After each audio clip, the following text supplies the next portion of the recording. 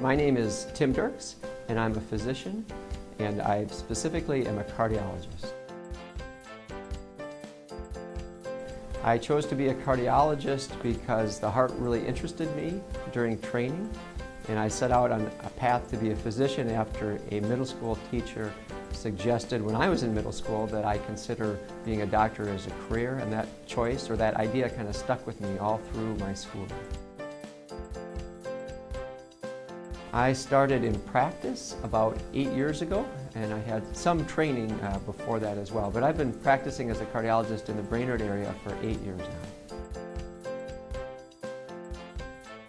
After I graduated from high school, I went to school for 15 additional years before I started as a cardiologist, before I started being able to practice on my own. And that was 4 years of college, 4 years of medical school at the University of Minnesota, 3 years of internal medicine residency at Abbott Northwestern Hospital, a year as a chief resident, and then 3 more years of cardiology fellowship at the University of Minnesota. Kind of depends for me on the day of the week. I have a mix of seeing people who are in need in the hospital and performing consultations there. I see people in clinic and get to know them and get to know their medical problems and try to come up with some solutions, whether it be treatment with medications or a procedure. And then the other part of my job is interpreting tests. I'll read heart electrical tracings. I will read studies that take images of the heart. And occasionally I'll perform procedures where you insert a tube to look at the heart through the throat or the esophagus. Partners of mine do other more invasive procedures, but that's, I think, pretty well sums up what I do as a cardiologist. I work for the Minneapolis Heart Institute, which is a part of Abbott Northwestern Hospital, which is a part of Allina. So I'm technically an employee of Allina, but I work for the Minneapolis Heart Institute. And in the Brainerd area, we have a clinic in Baxter where I work, and I also work in a clinic in Crosby, and then I also work in a clinic in Aiken. One of the most interesting things that I've done as a cardiologist was back when I was in training. And when I was in training, we were doing an angiogram on someone and their heart stopped. And so I thumped on their chest and I got it started again. I think the most important things for prevention are getting regular exercise and trying to eat a good balanced diet without a lot of fat and processed foods. And part of that then is trying to maintain your weight, not developing obesity or not getting overweight during your lifetime. Personally, I perform 2 procedures most typically.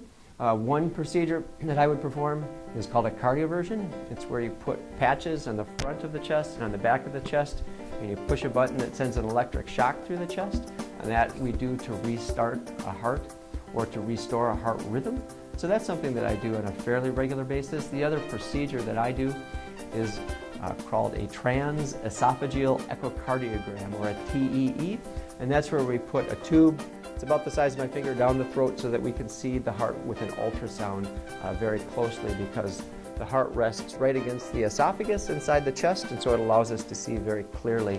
And that's a test that we do most commonly to look for heart valve problems or to look for a cause of a stroke or something along those lines. I like the balance of patient care and procedures and test interpretation.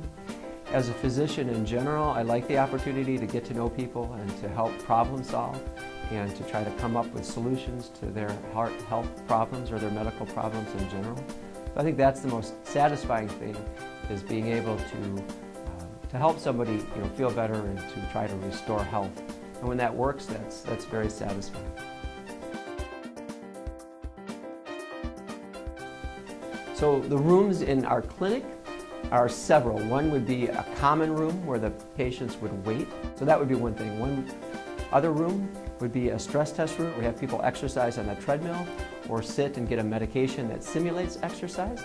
And then typically we would take images of the heart with that type of a stress test. So the idea is you make the heart work harder and you see if there's any problems with the heart. And the other room that we would use then, if we used a nuclear medicine tracer for a stress test, is we have a nuclear medicine camera. And so after the stress test, someone sits in the camera takes pictures and sees if there's a blockage using nuclear medicines. A final couple of rooms, one would be a dictation room. We sit and we record our conversation, we record our thoughts, so that the next time we see them or someone else sees them, they can have an idea of what our thinking was to try to build on improvement in care. One of the other rooms that we have is we have a reading room.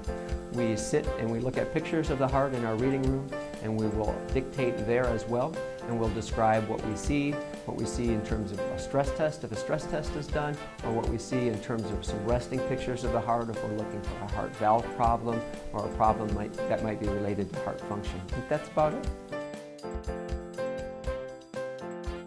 Sometimes what we do in cardiology is a little bit almost mundane, and we do it so often that we can do it pretty fast. And so just to give an example of a dictation, if I'm looking and seeing some images of the heart and want to record them, it might be something like this. We first start out by saying our name, and then I'll just kind of run through what happens. But I would state, this is Dr. Tim Dirks, D-I-R-K-S, dictating a transthoracic echocardiogram on patient Molly Dirks, D-I-R-K-S. And then I'd say date of birth, and then I'd say the study is a two-dimensional M-mode color flow and spectral Doppler echocardiogram obtained with the patient in a normal sinus rhythm period. Image quality is adequate for interpretation period. New paragraph, the left ventricle is normal in size with normal global left ventricular systolic function period. There are no regional wall motion abnormalities period. There's no evidence of significant diastolic dysfunction period. The right ventricle is normal in size with normal right ventricular systolic function period. Left and right atrium are normal in size period. New paragraph, the aortic valve is trileafed and opens freely, and there's no significant aortic insufficiency period.